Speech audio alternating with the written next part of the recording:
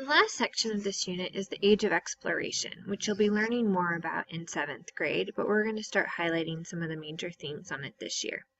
During this time period, there was a lot of exploration of Europeans in particular who began to travel and then also colonize the Americas, meaning North and South America, Asia, and Africa. The Age of Exploration began with a lot of Mediterranean trade. For centuries, Europeans had traveled across the Mediterranean since as far back as the Greeks, Romans, the Middle Ages, and during the Renaissance time period. And the most important good that they were trying to get from Asia and Africa were spices. Spices were used to preserve food because there is no form of refrigeration at this time. So if you are able to eat it right away, you could preserve food by drying it, and it also would help improve the flavor of the food. There were a number of trade routes throughout this region. So the first is there were trade routes from over in China to the different islands there where a lot of spices were coming from. There was the Silk Road that connected China to Southwest Asia and Eastern Europe, we talked about during our China unit. There also were some maritime routes between India and Africa. There also was a lot of trade happening between across the Saharan Desert from the West African trading empires of Ghana, Mali, and Songhai, which were located right around here. This is where a lot of salt would come up and then go over into the Mediterranean region. There were the trade routes throughout Europe. And the Mediterranean was really controlled by the Italian merchants. Remember, those are the same people who all of the money from their trade led to the Renaissance, and they controlled the spice trade.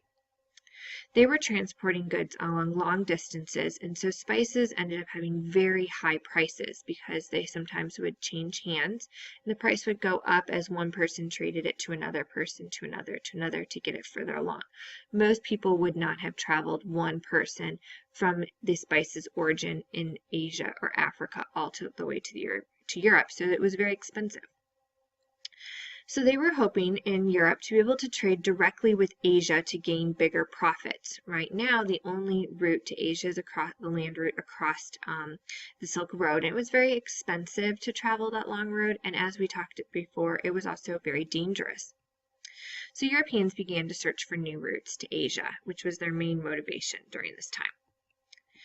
So their main motive was a couple of different things. There were the 3 G's: gold, glory, and God. Gold stands for European explorers wanting to make money from trading valuable goods. So they hoped to gain a lot of wealth by doing their exploration. Glory, they believed that they brought pride to their nations because often as they traveled to new lands, they would claim them for their own. The Europeans at this time, because of the scientific revolution, had come up with better weaponry than most of the people living in Asia, North Africa, and North and South America, and so this will allow them to conquer these lands, which will lead to how even people living in North America today got here. Was the Europeans conquered the land, and then people either by choice moved or were forced to move through slavery. The last thing was God. Christianity had spread during the end of the Roman Empire during the Middle Ages, and Roman Catholicism was really important, but then also because of the Reformation, there were all these new Protestant religions. All of these different branches of Christians were very interested in spreading to their religion to people they believed did not have one. I want to emphasize that word believed. While many of the people in particularly Africa and North and South America did not have a traditional religion like Christianity or Judaism or Islam, they did have very well-structured belief systems, but many Europeans thought that they didn't have religion at all and felt that it was their duty by God to help give them a religion. And so many people were forced to convert to Christianity, and then some people converted by choice as well. So as we begin to see exploration in Africa and South America, Europeans began to settle many new colonies in Africa and also in South America.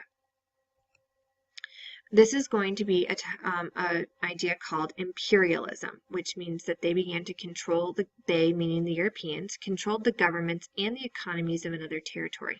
So on this map over here to our right, you can see that throughout North America, there were many different European groups that were controlling the territory. So you have the British here in the 13 colonies and up in Canada.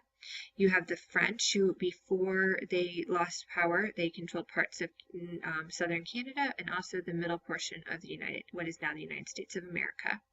Spain controlled all the way from Mexico, and this was once part of Mexico. I'm pointing to parts of the United States right now, but that was once part of Mexico, modern Mexico, Central America, and then the western portion of South America. The Portuguese took over what is now modern Brazil, and then you also had the Russians in which will be in the area that will be modern Alaska and parts of western Canada. There were a number of effects on the indigenous people. The word indigenous is another word or the correct term when you're talking about the native or original people of a place. So for example, in North and South America, the Native Americans would be the indigenous people of that area. So the major effects on the indigenous people.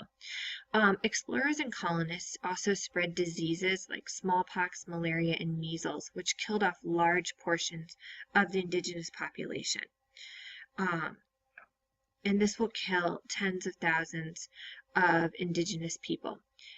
The diseases of smallpox, malaria, and measles were diseases that existed in Africa, Asia, and Europe, but did not exist in North and South America prior to contact with Europeans because they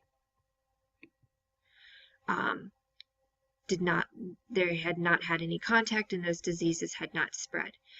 Malaria still exists in the world today, but both measles and smallpox are ones that are very, very few cases, but we have been hearing about measles outbreaks in modern times recently. It's been in the news a lot. Also, another effect on the indigenous people was the conversion to Christianity. Today, the primary religion in North and South America is Christianity, and that has a lot to do with the age of imperialism. And slavery obviously is going to be a major situation. Europeans who came into this region enslaved both Native Americans, but many of those people died from those diseases like smallpox, malaria, and measles. And then Europeans began to bring over slaves from Africa to perform the labor that they wanted in their colonies. And then lastly, there's also going to be cultural diffusion. There will be a mixture of these different cultures between the different areas. One of the main mixtures of cultural diffusion you can see in these different items is something called the Columbian Exchange.